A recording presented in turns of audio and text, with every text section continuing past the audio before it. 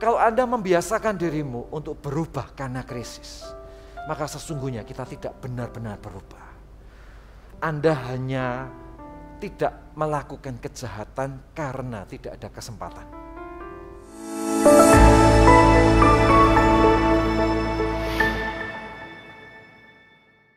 Tahukah Anda bahwa Allah itu menginginkan kita? Kenapa kok Tuhan menebus manusia? Kenapa kok Adam dan semua kesalahannya ditebus oleh Tuhan di atas kayu salib? Alasannya sederhana. Karena ia ingin mengembalikan Adam yang salah ini kepada Adam yang pertama. Adam yang pertama itu siapa sih? Adam pertama adalah sosok yang diciptakan Tuhan di Eden. Jadi manusia pertama ketika dia menghembuskan nafas, ketika dia tarik nafas, nafas pertama yang dia tarik itu ada di Eden. Eden itu artinya the presence of God. Ya, kata Eden itu dari kata the presence of God. Jadi Anda bisa membayangkan manusia diciptakan Tuhan di dalam sebuah ruang hadirat Tuhan. Sejak awal Tuhan mendesain manusia diciptakan di dalam ruangan itu. Jadi Anda dan saya bukanlah produk gagal, tapi Anda dan saya adalah produk yang didesain untuk hidup di dalam hadirat Tuhan. Ya, untuk hidup di sana, untuk hidup sepadan dengan hadirat Tuhan. Sehingga suatu ketika Tuhan kan memberi otoritas kepada Adam, oke, usahakanlah taman ini, peliharalah taman ini, usahakanlah kesejahteraan taman itu. Kemudian Adam mulai memberi nama binatang. Binatang A ini namanya gajah. Yang di sana agak gemuk, kok jalannya lambat, kerbau aja gitu ya. Yang di sini suka gigit kaki, semut aja, kecil gitu kan. Dan setiap kali Adam memberi nama, Tuhan pun, surga pun setuju. Kalau kau beri nama semut, oke, gua panggil semut. Kalau kau beri nama gajah, oke, gua panggil gajah. Artinya apa? Artinya dia memberikan kebebasan dan otoritas kepada manusia untuk mengerjakan Taman Eden itu. Gitu. Jadi manusia hari itu seperti miniatur kerajaan surga. Yang membedakan adalah dia tidak maha tahu, dia tidak maha hadir, dia tidak maha kuasa. Tapi dibalik ketidak maha tahu, tidak maha kuasa, tidak maha hadir, semua elemen Allah itu ada di hidup Adam dan ada di hidup kita semua. Sampai suatu hari manusia itu jatuh. Ya, sampai suatu hari manusia itu jatuh. Ketika manusia itu jatuh, inisiatif Tuhan di dalam kasih-Nya untuk dia bawa manusia itu kembali dalam tangannya. Saudara, itulah kasih Tuhan untuk kita.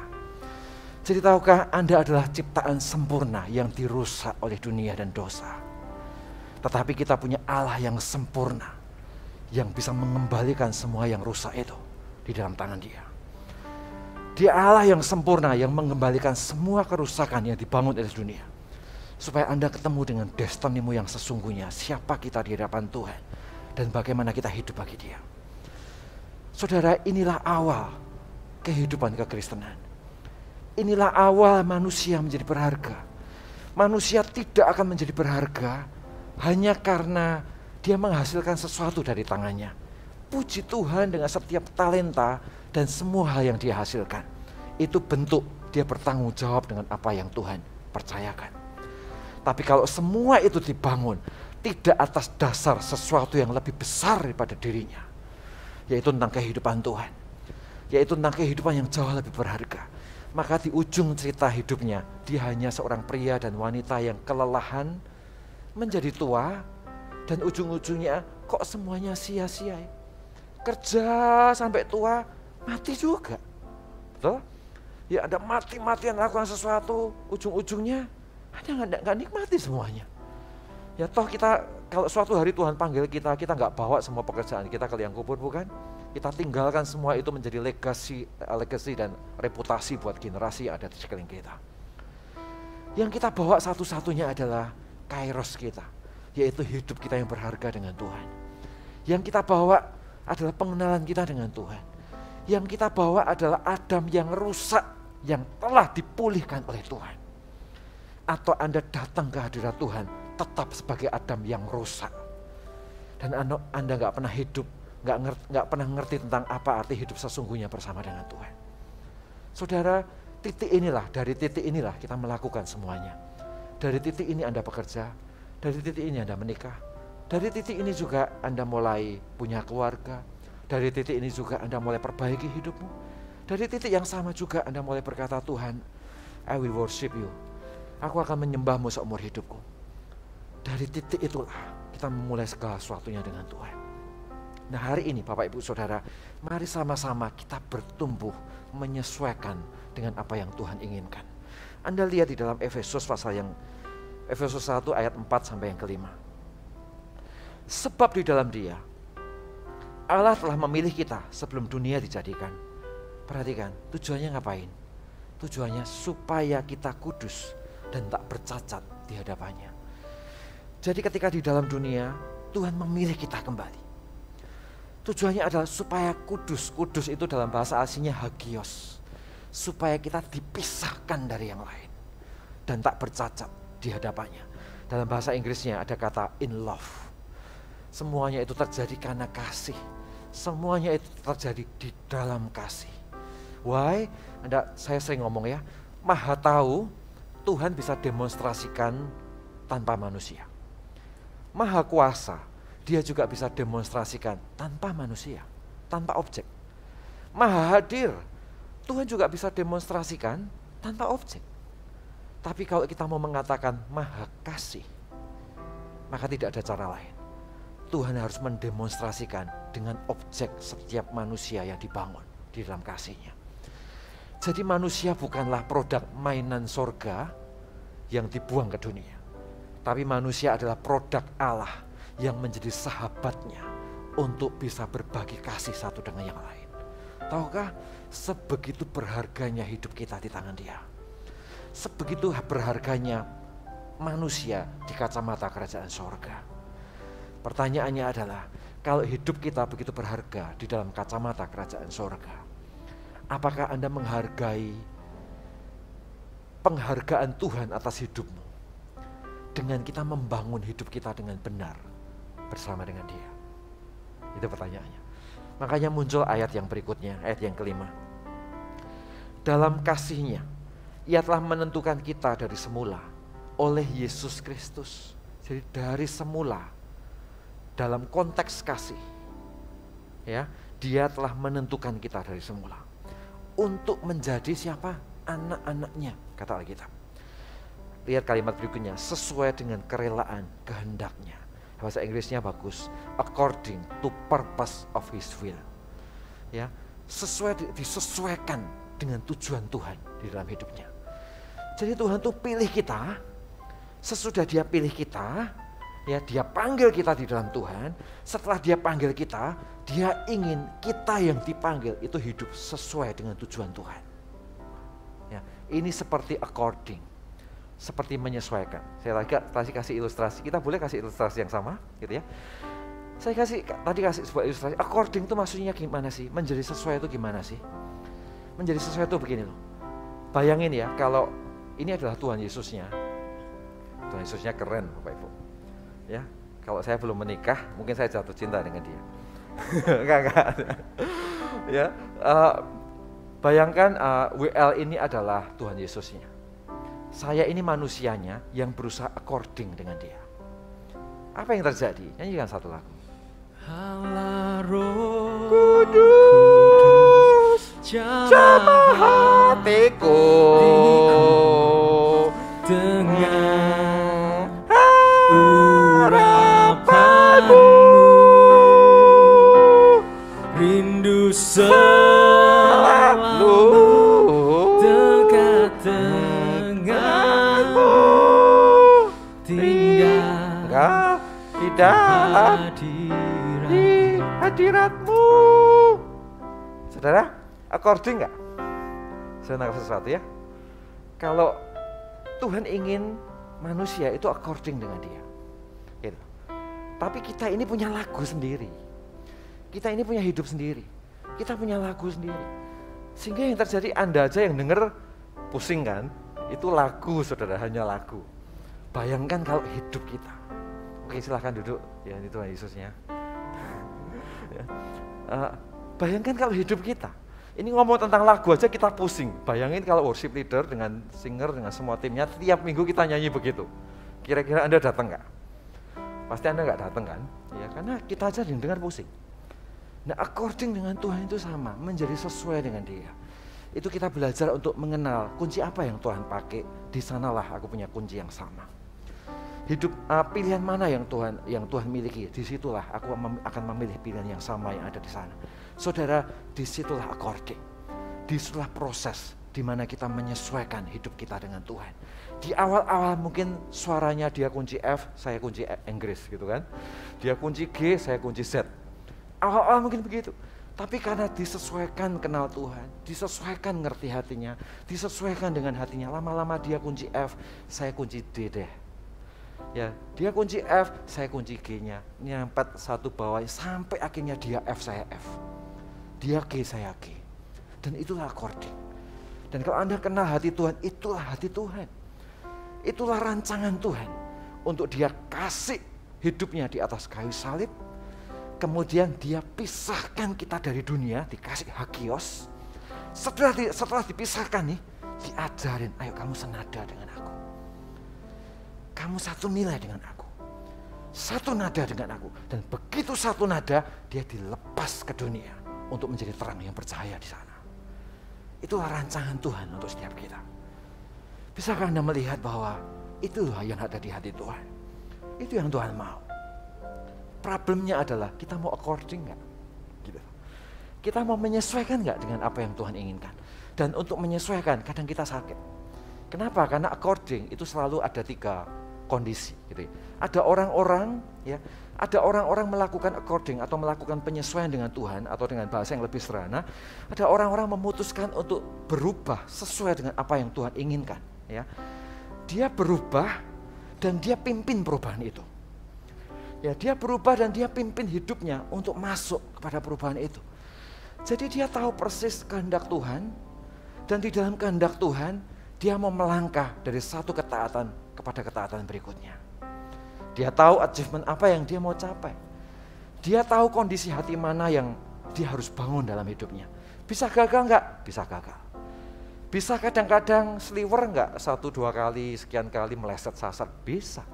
Tapi sekalipun gagal, sekalipun mungkin salah langkah, tetapi konsep yang ada dalam hatinya adalah dia mau setuju dengan kehendak Tuhan. Kalau dia salah, dia latihan lagi. Masuk studio dan nyanyi lagi gitu ya. Kalau dia salah, dia latihan lagi supaya kuncinya itu sama. Orang-orang demikian adalah orang-orang yang memimpin hidupnya untuk sebuah perubahan. Dia pimpin dirinya sendiri untuk dia mengalami perubahan. Dia pimpin dirinya sendiri untuk setuju dengan apa yang Tuhan inginkan. Dan di titik ini, masalah keinginan pribadi, masalah daging, masalah hal-hal yang ada di sekelilingnya, dia sudah bisa memilah mana yang benar dan harus diikuti, dan mana yang harus dia tinggalkan sekalipun itu menyenangkan. Seharusnya di dalam hidup kita, kita ada di level ini. Kita pimpin diri kita sendiri untuk naik. Kita pimpin diri kita sendiri untuk bertumbuh. Kita pimpin diri kita sendiri untuk keluar dari ruang abu-abu untuk tumbuh di dalam ruang yang betul-betul clear di dalam hadirat Tuhan. Kita pimpin diri kita sendiri untuk belajar menjadi suami yang baik bagi istriku. Dan kalau kita gagal, kita cepat responding ke tempat yang benar. Kita pimpin diri kita sendiri untuk menjadi, katakanlah Anda seorang profesional karir, Anda jadi seorang profesional karir yang berbeda dari semua generasimu. Orang lain bisa melakukan apa yang mereka lakukan, Anda punya value yang Anda pertahankan untuk Anda hidup di sana dan menjadi terang di tempat itu. Itu according, dan kita pimpin perubahan. Mungkin gak tentu buahnya langsung di tangan Anda. Gak tentu hasilnya langsung nancep di depan pintu rumahmu. Gak tentu buah dari ketaatanmu langsung nempel dan menjadi sukacita.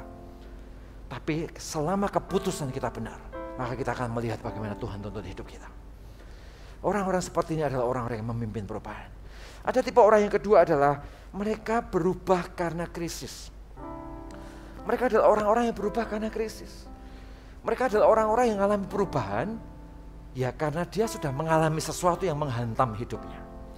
Dia mengalami perubahan karena dia mengalami sesuatu yang membuat dirinya sadar bahwa ini salah, tapi sudah jauh, dan di dalam jauhnya Anda salah itu, Anda bangkit dan Anda mulai keluar dari tempat itu. Baik enggak? Baik Bapak Ibu Saudara. Paling tidak kita tahu bahwa saat kita ini ada dalam sebuah situasi yang salah langkah, kita tahu kemana kita kembali. Kemana kita pergi ke tempat yang seharusnya kita ada di sana. Tapi problemnya adalah kita nggak boleh punya kebiasaan untuk berubah karena krisis. Itu masalahnya. Kalau Anda membiasakan dirimu untuk berubah karena krisis, maka sesungguhnya kita tidak benar-benar berubah. Anda hanya tidak melakukan kejahatan karena tidak ada kesempatan. Kalau kesempatan itu terjadi, kita akan tabrak terus. Kenapa? Karena dia punya mentalitas, aku berubah karena krisis. Gitu loh. Aku berubah kapan? Ketika nanti pengacara sudah sampai di rumah. Gitu kan? Kita berubah kapan? Ya karena ketahuan istrinya kalau selingkuh. Gitu ya. Kita berubah kapan? Ya karena ketahuan laporan keuangannya nggak benar. Kita berubah kapan? Ya karena ketahuan sesuatu yang nggak benar kebuka di publik atau kebuka di kondisi-kondisi tertentu yang membuat kita harus berubah. Baik nggak kita berubah karena krisis? Baik. Itu menunjukkan bahwa Anda punya respon yang benar ketika Tuhan izinkan singa mengaum di depan wajah kita. Kita punya respon yang benar, itu baik. Tapi kita tidak boleh membiasakan diri kita menjadi orang-orang yang berubah karena krisis. Karena kalau Anda membiasakan dirimu untuk berubah karena krisis, maka kita nggak bisa naik step by step dari satu tangga ke tangga berikutnya. Kita nggak bisa naik ke level itu. Kenapa? Karena ya Anda akan naik sampai titik tertentu, jatuh dan kembali ke tempat yang sama. Anda maju lagi sekian waktu, kembali lagi ke titik yang sama. Kenapa? Karena kita berubah karena krisis.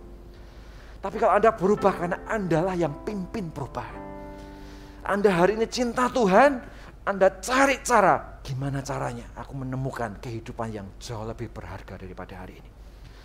Hari ini Anda melayani, Anda punya kehidupan yang bertumbuh, Anda mulai ngomong dengan Tuhan, Tuhan berikan aku haus dan lapar untuk tumbuh di level berikutnya. Karena aku tahu aku punya Tuhan yang dinamis dan memberikan terus pertumbuhan yang terjadi dalam hidup kita. Sehingga kita selalu berkata, Tuhan kasih aku makan tiap hari. Tuhan kasih aku impartasi setiap hari. Tuhan kasih aku hal baru setiap hari untuk aku bertumbuh dengan Tuhan. Sudah saya rindu jemaat Mawar Syaron, kita tumbuh di level ini. Anda bukan orang-orang yang dipimpin oleh krisis, tapi Anda orang-orang yang memimpin perubahan. Katakan amin. Atau bahkan yang lebih mengerikan lagi adalah, ada orang-orang tipe ketiga adalah mereka berharap berubah di dalam kelelahan. Ada orang-orang yang berharap berubah dalam kelelahan. Maksudnya begini loh, dia tahu dia harus berubah, dia tahu membedakan apa yang benar dan apa yang salah. Dia tahu langkah apa yang seharusnya menjadi pilihan yang dia ambil, tapi dia seperti tidak punya kekuatan untuk melakukannya. Dia seperti sudah nggak bisa, sudah nggak mungkin, sudah tua lah, sudah usia begini, udah nggak usah. Mau ke sana, kayaknya sudah nggak bisa lagi. Kondisi sudah kayak benang ruwet, kacau bener, nggak mungkin bisa ke sana. Ya, kita ingin berubah. Tapi kita ingin berubah dalam kondisi yang lelah. Dan akhirnya Anda nggak bisa berubah. Gitu. Kita nggak bisa pergi ke tempat itu. Kenapa? Karena kita kelelahan. Kelelahan, kita kehilangan iman, kita kehilangan percaya bahwa Tuhan itu masih menolong kita dalam semua situasi apapun di dalam hidup kita. Bapak, Ibu, Saudara, di titik ini kita harus belajar untuk mengerti bahwa Allah menginginkan Anda. Seperti yang tadi saya ngomong, according dengan Dia. Tuhan menginginkan supaya kita sesuai dengan Dia. Dan kalau Tuhan menginginkan, Dia berikan kita kuasa untuk menghidupi apa yang Dia inginkan di dalam hidup kita. Jadi tidak ada kata nggak mungkin. Ya jangan berkata bahwa aku nggak mungkin berubah. Aku nggak mungkin kondisiku begini terus. Dan ya sudah begini terus sudah terjadi. Enggak. Ada ruang untuk kita berubah. Jangan biarkan diri Anda dijebak dengan kelelahan demi kelelahan. Tapi pilihlah iman kepada iman. Dan di situ Anda akan bertumbuh bersama dengan Dia. Nah, ada 3 prinsip sederhana yang saya mau sharekan untuk Anda. Alkitab ngomong begini. Yeremia 29 ayat 11 sampai 14. Sebab aku ini mengetahui rancangan-rancangan apa yang ada padaku mengenai kamu. Demikian firman Tuhan, yaitu rancangan damai sejahtera. Bukan rancangan kecelakaan, untuk memberikan kepadamu hari depan yang penuh harapan. Ya, ayat yang 12 dikatakan, dan apabila kamu berseru, ini loh kasih cara. Caranya gimana? Apabila kamu berseru dan datang untuk berdoa kepadaku, maka aku Tuhan akan dengerin doamu. Jadi Tuhan tuh kasih tahu bahwa ada rancangan nih buat kamu. Kita ngomong kepada Tuhan, tahu sih Tuhan ada rancangannya, tapi gimana caranya? Sudah bulet nih keadaan, penuh dengan berbagai macam situasi yang sulit. Gimana caranya? Ya. Tuhan ngomong, apabila kamu berseru, ngomong, maka aku Allah yang mendengar. Ayat 13, apabila kamu mencari aku, kamu akan menemukan aku. Apabila aku memberi kamu menemukan aku, demikianlah firman Tuhan akibatnya. Akibatnya apa? Aku akan memulihkan keadaanmu dan mengumpulkan kamu dari segala bangsa dan dari segala tempat di mana kamu telah kucerai-beraikan. Demikianlah firman Tuhan. Aku akan mengembalikan kamu ke tempat di mana aku telah membuang kamu. Artinya dia mau mengatakan, engkau akan dipulihkan dan kembali ke kilometer nolmu untuk memulai sesuatu dengan Tuhan. Saudara, itu Tuhan buat kita. Gitu. Jadi bisakah Anda melihat betapa berharganya seseorang yang kenal Tuhan dengan setiap janji yang Tuhan berikan di dalam hidup kita. Dan betapa besar kasihnya yang menginginkan kita itu according dengan dia. Menjadi sesuai dengan dia. Pertanyaannya adalah, apakah Anda bisa melihat kasih itu? Apakah Anda bisa melihat Tuhan itu punya kasih yang seperti ini untuk menanti hidup Anda mengalami kemenangan demi kemenangan? Tuhan ingin membawa Anda bukan hanya ke tempat yang Anda mau, tetapi Tuhan ingin bawa Anda ke tempat yang Dia inginkan untuk Anda ada di sana. Bisakah kita melihatnya? Saudara sesuatu Bapak Ibu Saudara. Nah, hari ini saya ingin mengajak Anda, pintu masuknya bagaimana Bapak Ibu Saudara? Pintu masuk untuk kita pergi ke tempat according yang Tuhan inginkan. Sederhana, yang pertama ya, catat baik-baik. Yang pertama adalah mulailah dengan percaya. Sederhana bukan? Mulailah dengan percaya. Seseorang yang kehilangan imannya kepada Tuhan, dia tidak bisa mencapai apapun bersama dengan dia. Karena pada dasarnya dia memang sudah tidak mempercayai Tuhan mampu bergerak untuk dia. Anda bisa membayangkan ya, tadi saya ngomong bahwa saya misalkan akan beli ayam goreng, katakanlah gitu.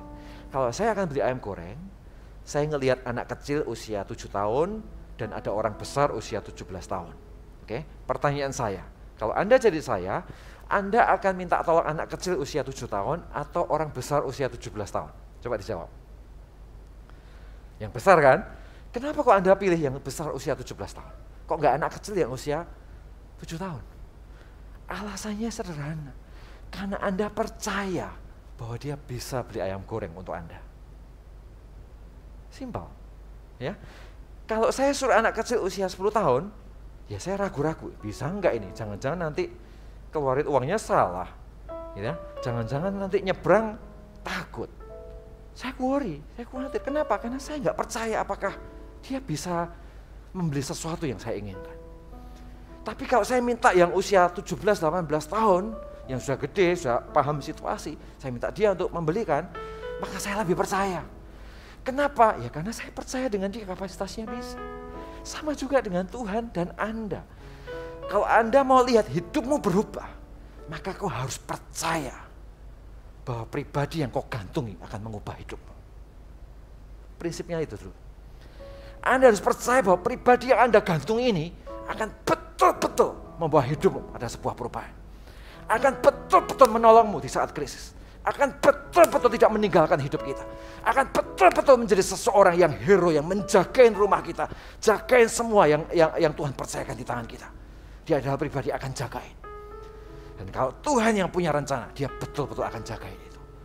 Prinsipnya sederhana, dari titik ini kita percaya.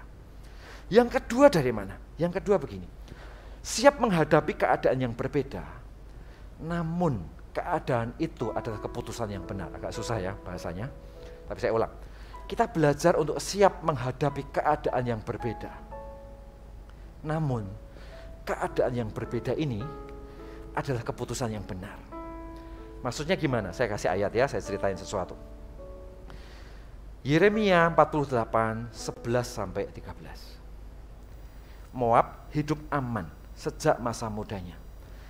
Dia hidup tenang seperti anggur di atas endapannya. Tidak dituangkan dari tempayan yang satu ke tempayan yang lain.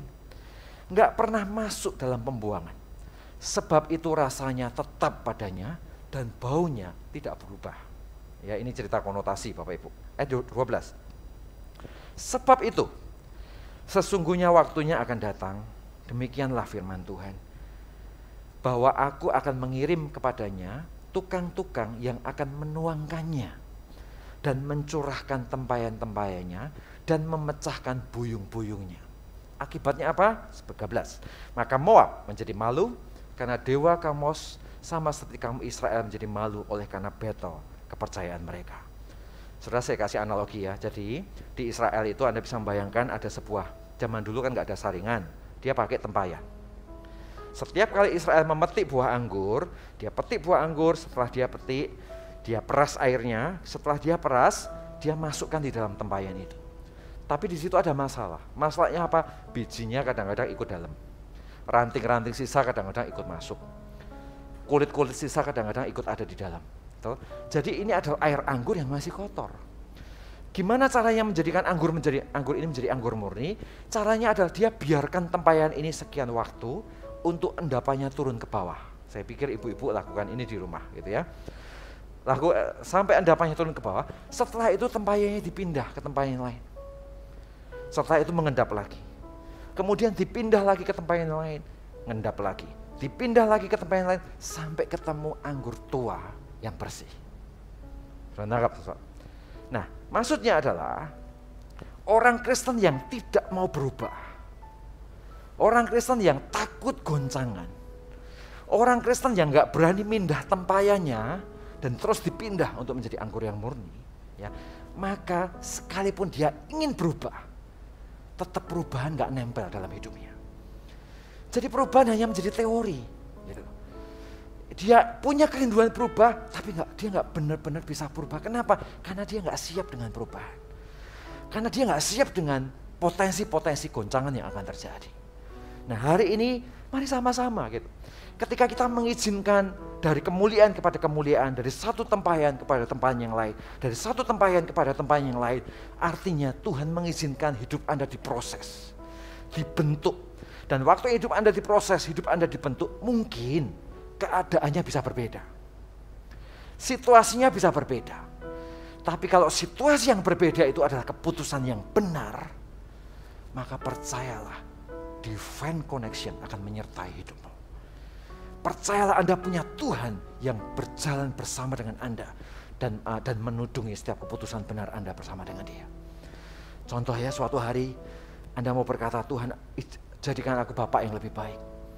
Jadikan aku seorang ayah yang lebih baik. Anda mungkin punya kelemahan ini, kelemahan itu. Anda berkata, Tuhan aku mau jadi ayah yang lebih baik.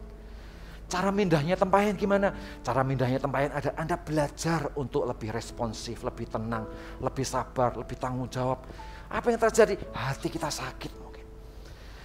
Hati kita sakit, kita nggak enak, kita dibentuk, diproses oleh Tuhan.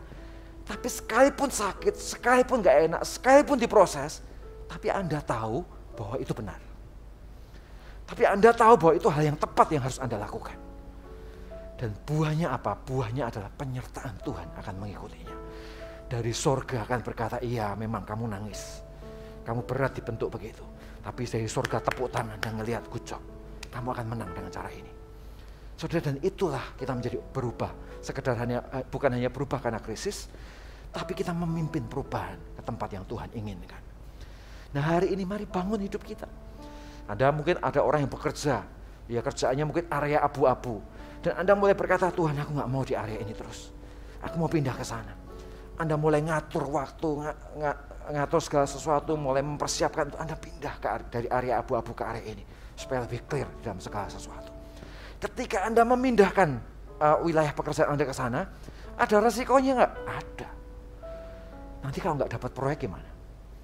Nanti kalau penghasilan turun gimana? Nanti kalau gini gimana? Worry gak? Worry. Tapi kau tahu, sejauh itu adalah keputusan yang benar.